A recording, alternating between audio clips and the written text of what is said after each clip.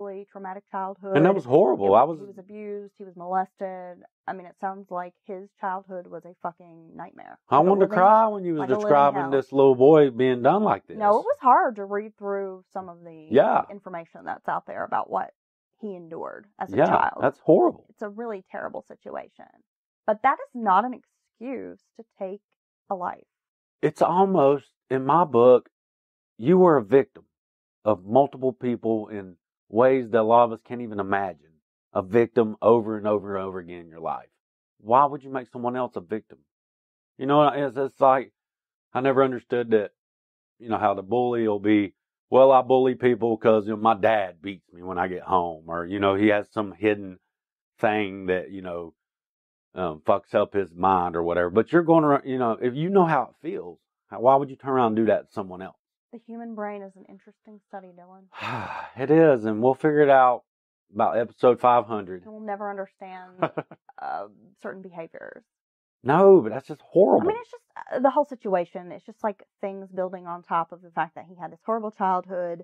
He's suicidal. Then he starts using drugs, which are just going to aggravate the current problem. Well, they're just going to, you know... and we see this a lot with folks who have mental illness, depression, anxiety, childhood trauma.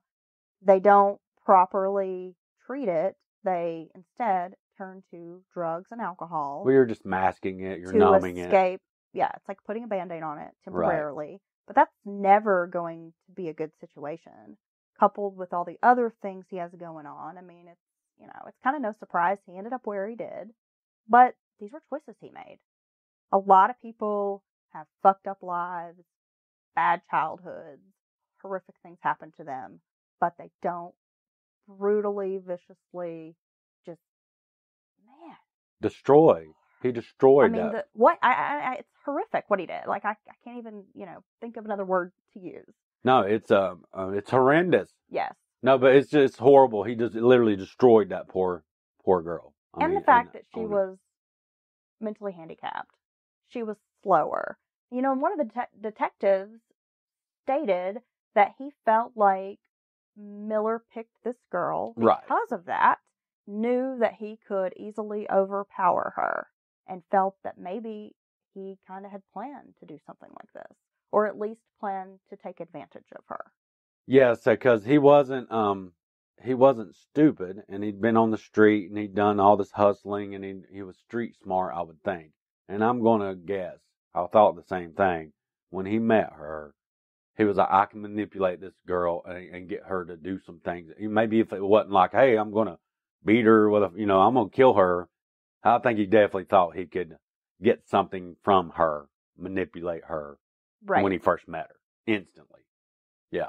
Yeah, and that seems to be probably what happened. But oh, God. So that's been the story of David Earl Miller, and of course this took place in Knoxville, Tennessee, so not far from here in the early 80s. Oh, I'm going to need a palate cleanser after that.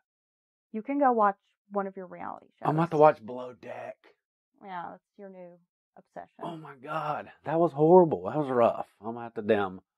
All right. Thank you for digging that story up.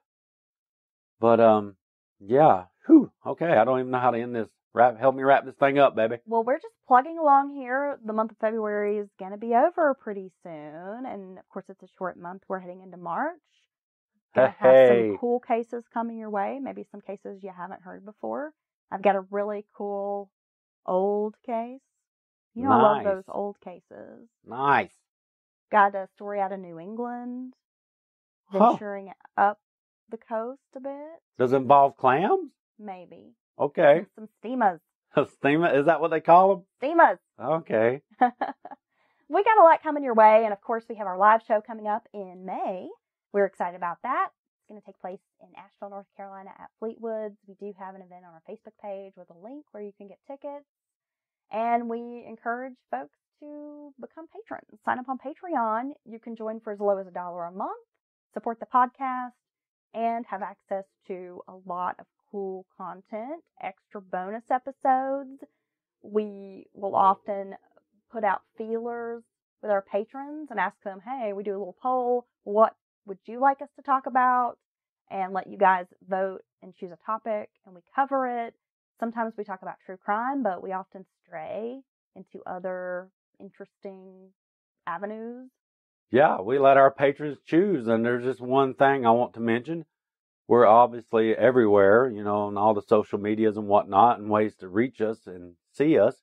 But I want to thank all the people subscribing to us on YouTube, which is a very kind of a not mentioned as often in podcast formats. But I'd like to thank everybody because that's plugging right along, and it seems that we have quite a few people that like to get our content that way, and I want to thank them.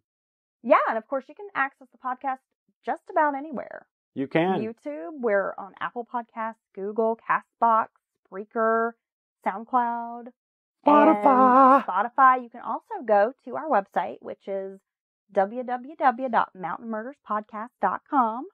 We have a website, Dylan. You made it. We're fancy. I know. But we have a playlist on the website where you can listen to all the episodes right there.